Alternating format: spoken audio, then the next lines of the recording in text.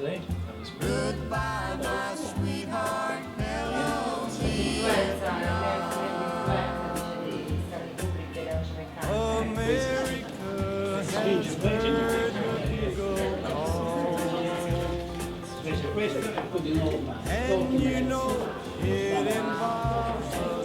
I can't compare the experience of working with Kubrick to anybody else. I kept a diary while I was working on the film, and in the diary there's photographs that I took on the set, and the book is very difficult to find, but there's an iPad app for the iPad, and I narrate the story. You see the photographs, there's music and sound effects, or you can get the audiobook and you can hear me reading the diary and telling you the story.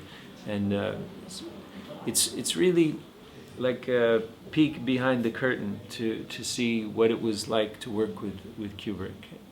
So it's called Full Metal Jacket Diary, and it's really, really amazing. I'm very lucky. When I think about my life, how lucky I am to be able to live the dream that I had, that I get to do my job. It's a paradigm shift that can happen in your mind, that we should all be doing jobs, work, that where we wake up in the morning and we say, oh, I get to go to work today. And this actress, she came out and she said her name, and she said Romeo and Juliet, scene 2, act 3.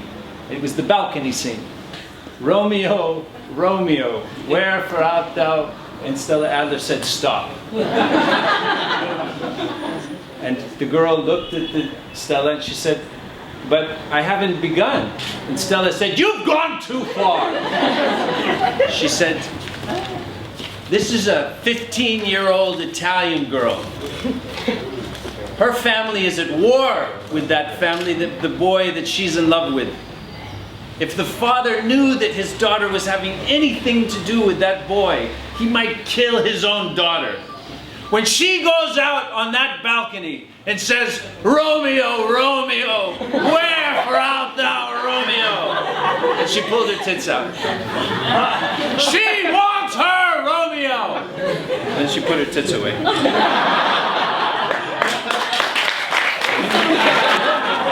Beh, giustamente ha detto, questa è una ragazza italiana di 15 anni che con due famiglie che si odiano, se suo padre scopre che lei ha nulla a che vedere con il figlio dell'altra famiglia la ammazza, quindi renditi conto che il momento che lei va sotto a questo balcone a dirgli Romeo, Romeo, praticamente e nel frattempo si tira il seno di fuori, gli dice lei lo vuole proprio Romeo, se lo rimette dentro.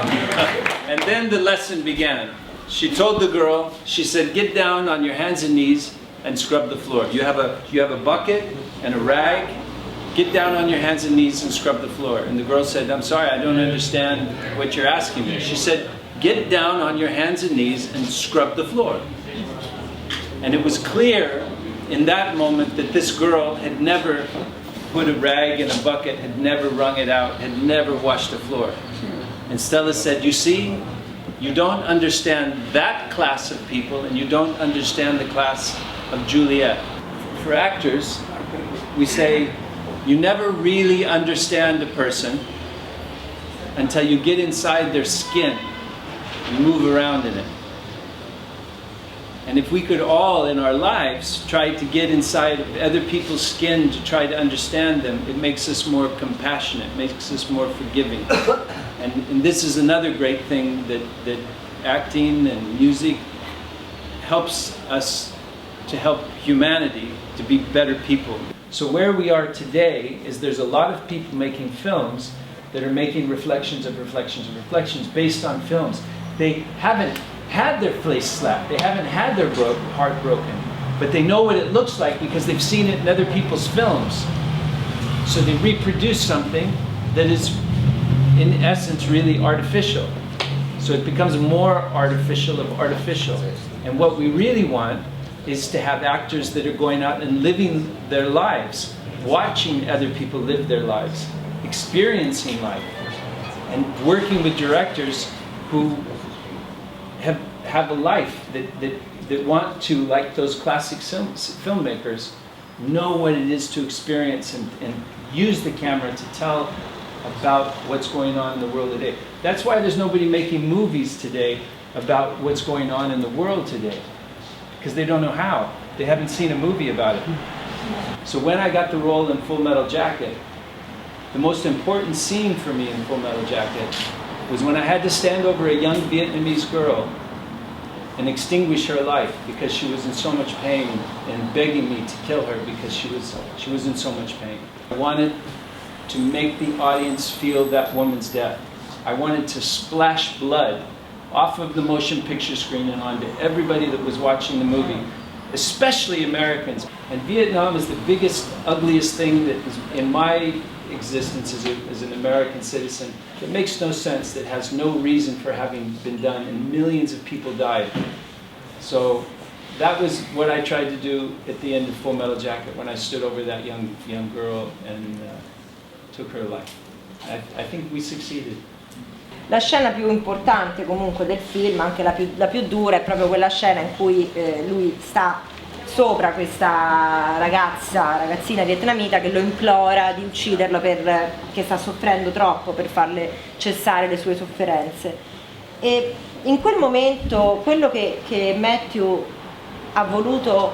voleva rendere era rendere partecipe il pubblico di questa morte, ma voleva proprio letteralmente che il sangue uscisse fuori dallo schermo, ricoprisse le persone, che le persone si ritrovassero realmente insanguinate e oltretutto quindi che potessero davvero sentire, provare quella morte, soprattutto il pubblico americano. Comunque parliamo della guerra del Vietnam, una guerra che ovviamente appartiene alla generazione di Matthew e che è stata una delle cose più atroci che i giovani americani hanno dovuto subire. Il suo scopo in Full Metal Jacket era proprio poter far trasparire questo orrore, questo malessere, questa sofferenza, quindi non elogiare comunque la violenza e non quindi per il gusto di uccidere, ma appunto far arrivare allo spettatore quel dolore, e pensa che ci sia riuscito.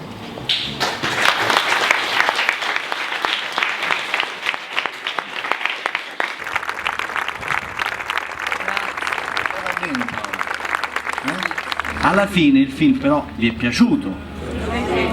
Speriamo. Quindi ho fatto bene a prenderlo il film. Di lentezza alcune volte è necessaria, è un complimento che ti faccio, l'elogio della lentezza. Infatti ci ho messo 10 anni a finire.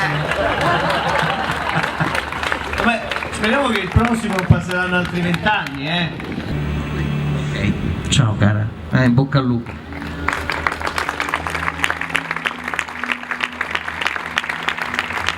Bene, ok, allora facciamo vedere il trailer prima però. No, dopo! Certo! Buonasera a tutti, grazie a tutti!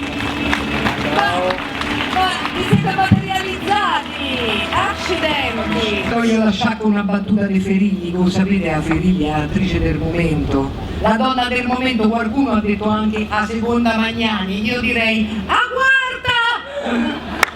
Io vorrei lasciare, non era questa la battuta, la battuta è un augurio a tutti voi, lo sapete, è una cosa semplice, ricordatevi che la vita è una questione di culo, o ce l'hai o te lo fanno, auguri.